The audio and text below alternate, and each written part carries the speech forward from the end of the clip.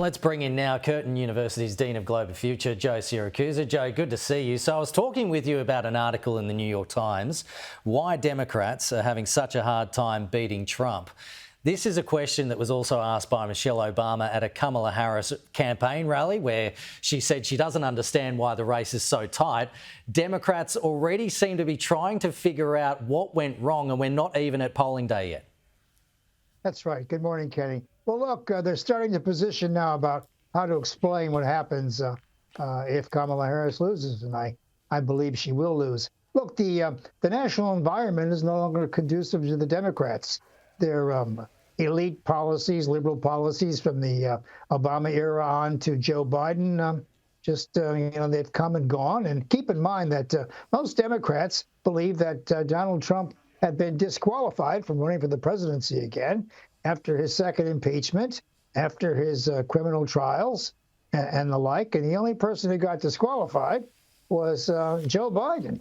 Only 40% of Americans have any faith in him, and 28% of Americans, only 28% of Americans think he's moving in the right direction. Now, no president has ever been returned, at least no party of that president has been returned with those kinds of numbers. So in many ways, Kamala Harris, who is completely identified with Joe Biden's unpopularity in many circles, is she took the poison chalice.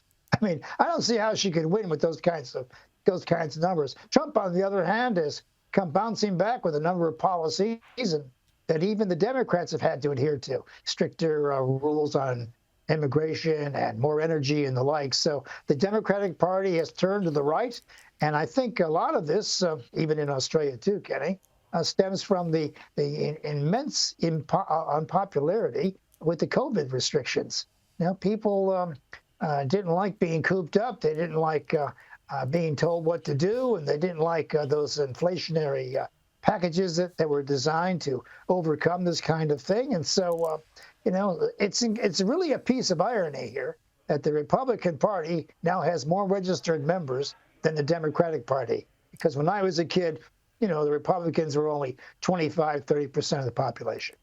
You said that you still expect Donald Trump to win, even though the polls are showing it's pretty tight at the moment. And Iowa is an interesting one, showing that it's kind of flipped there in favour of Kamala Harris. Is that because of the electoral vote? What's your thoughts there? Well, I mean, there are a lot of polls. I mean, yeah, I think these polls are very suspicious. Towards the end of a campaign, Kenny, the polls aren't really polls. They're really kind of thinly veiled propaganda. They don't telling people that they'd be the last person. They don't want to be the last person not voting for the right person. So a lot of the polls are quite unreliable. That poll in the Des Moines Register, and I know it pretty well, Silverstein, and that particular poll is Democratic driven. And Mark Twain used to say, "Tell me where you get your corn pones, and I'll tell you what you're thinking." So, they're trying to make things happen that aren't going to happen. I saw in the New York Post last night that they have one poll that shows that Trump is going to win all 7 battleground states, and his numbers are rising there, and that the Democrats will lose control of the Senate. So, pick a poll. But yeah. I think the odds are against Kamala Harris. I mean, she's run a good race as far as she could, but she came in too late. The Democrats are going to say, well, it's all Joe Biden's fault. He didn't leave quick enough.